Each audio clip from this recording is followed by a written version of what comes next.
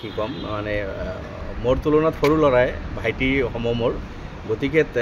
লুৰিণজ্যোতি গগৈকতো তাকতো এনেই বিপদত ভূপেন বৰা ঠেলি দিছে কাৰণ এফালে লুৰিণজ্যোতি গগৈক টিকেট দিছে আনফালে আম আদমি পাৰ্টিৰ টিকেট দিছে আম আদমিৰ লগতো ভূপেন বৰা মিঠা মিঠা কথা কৈ আছে যে 26 মই একো নকওঁ মোক গালি পাৰিলেও মই একো নকওঁ তাৰমানে ভূপেন বৰাৰ ফালৰ পৰা লুৰিণজ্যোতিৰ বিৰুদ্ধে আম আদমিৰ কেণ্ডিডেটৰ প্ৰতিও ভূপেন বৰা মহৰ লগাইছে তো দুজন কেণ্ডিডেট যেতিয়া আছে তাতো গ্যাৰাণ্টিনো কি কামত লাগিব আৰু হাতৰ চিম্বলতনো কি কামত লাগিব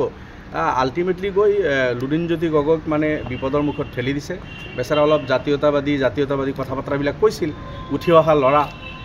ভালদৰে আগবাঢ়িলে মানে আপোনাৰ চিন্তা চৰ্চা কৰি খোজ পেলালে হয়তো আগবাঢ়িব পাৰিলেহেঁতেন কিন্তু এই ভূপেন বৰা এই ভণ্ড কংগ্ৰেছী যিবিলাক হেমন্ত বিশ্বৰ পকেটত আছে এইবিলাকৰ পালাত পৰি লুৰিণজ্যোতি গগৈ শেষ হৈ যাব এতিয়া আৰু লুৰিণজ্যোতি গগৈ নিজে ইউজ হৈ আছে মই কি ক'ম আৰু বেচাৰা আৰু ছেক্ৰেটাৰী পদ পাই ভাবিছে যে মই ডাঙৰ কিবা পাইছোঁ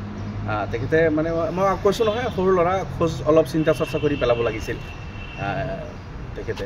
ভাল ল'ৰা উঠি অহা ল'ৰা MP হৈ জিকিলে আমি ভাল পাম কৰিমগঞ্জৰ কংগ্ৰেছ প্ৰাৰ্থী হাফিজ ৰছিদ চৌধুৰীয়ে ICCৰ যিগৰাকী ইতিমধ্যে তেখেতে লোৱা নাই নহ'লেতো লুৰিণজ্যোতি 50% কংগ্ৰেছী হৈয়ে গৈছে একেলগে মিলি ইলেকশ্যন খেলি আছে তাত ক'বলগীয়া একো নাই কংগ্ৰেছী হৈছে যদি ইলেকশ্যন একেলগে মিলি খেলি আছে খেলত এতিয়া কথা হ'ল যে ইমান দিন তেখেতসকলে এই 17টা 16টা দল লৈ ফুৰি আছিল তাতে আম আদমি পাৰ্টিও আছিল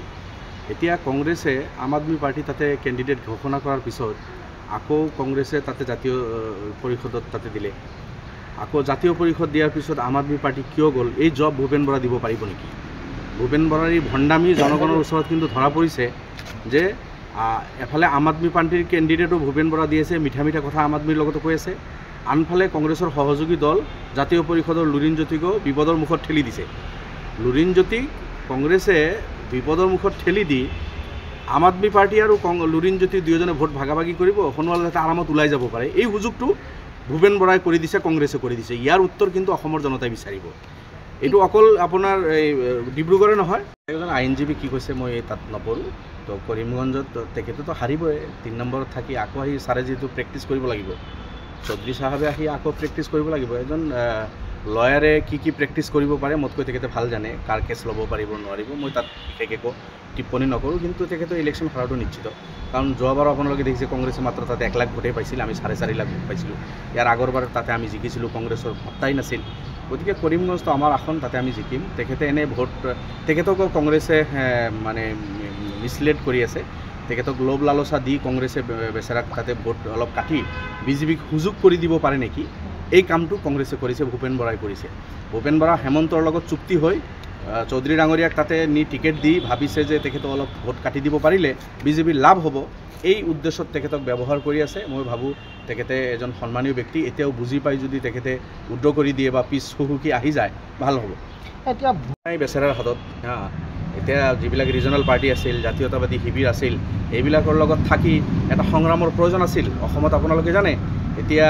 বিজেপি কক কংগ্ৰেছ অসম কংগ্ৰেছটো বিজেপিৰ লগত মিলি কাম কৰি আছে গতিকে এই দুটাই ৰাষ্ট্ৰ দলৰ যি চৰিত্ৰ আপোনালোকে দেখিছে বিজেপিটো সাম্প্ৰদায়িক দল বিজেপি ভাৰতৰ সংবিধান হেক কৰি একনায়কত্ববাদ চলাই হিটলাৰী চলাই অট'ক্ৰেচি কি ক'ব আপুনি সব কিছু বিজেপি অলৰেডি কৰিলেই মাত্ৰ ঘোষণাহে বাকী আছে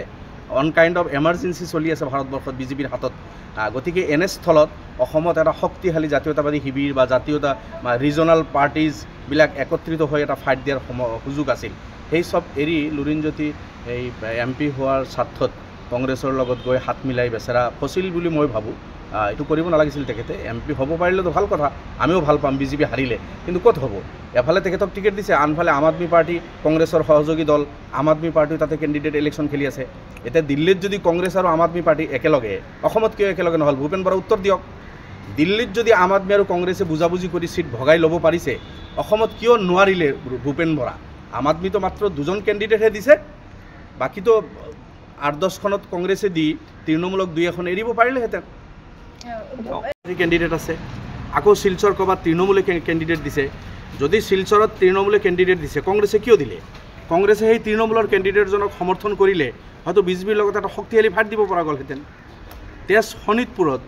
আম আদমি পাৰ্টি যেতিয়া কেণ্ডিডেট দিছে দুটাই কেণ্ডিডেট দিছে আম আদমি পাৰ্টি শোণিতপুৰ আৰু ডিব্ৰুগড় তাতে কংগ্ৰেছে সহযোগী পাৰ্টি বা কংগ্ৰেছে কিয় প্ৰতিদ্বন্দ্বিতা কৰি আছে এইখিনি কৰি কংগ্ৰেছে বিজেপিক সুযোগ কৰি দিছে তাতে বৰপেটাত যেতিয়া 70জন বুদ্ধিজীৱী কংগ্ৰেছে সদায় এইসকলৰ দোহাই দি থাকে, আমিও সন্মান কৰোঁ ডক্টৰ হীৰেণ গোহাঁই ছাৰক। তেখেতে এটা আপিল কৰিলে কংগ্ৰেছৰ ওচৰত যে তোমালোকে কি কৰা, মনোৰঞ্জন তালুকদাৰৰ কেণ্ডিডেটছাৰটো তোমালোকে ফাইনেল কৰা, কংগ্ৰেছে দিব নালাগে। ভূপেন বৰা অসমৰ জনতাৰ ওচৰত উত্তৰ দিয়ক, ডক্টৰ হীৰেণ গোহাঁই ছাৰক ভূপেন বৰা মানে প্ৰয়োজনত ইউজ কৰে, বুদ্ধিজীৱীসকলক প্ৰয়োজনত ইউজ কৰে। আৰু এই 70জন বুদ্ধিজীৱীয়ে লিখাৰ পিছতো কংগ্ৰেছে কিয় বৰপেটাত কেণ্ডিডেট দিলে মনোৰঞ্জন তালুকদাৰৰ বিৰুদ্ধে, আৰু বিজেপি এজিপি কিয় সুযোগ কৰি দিলে? মই ভাবোঁ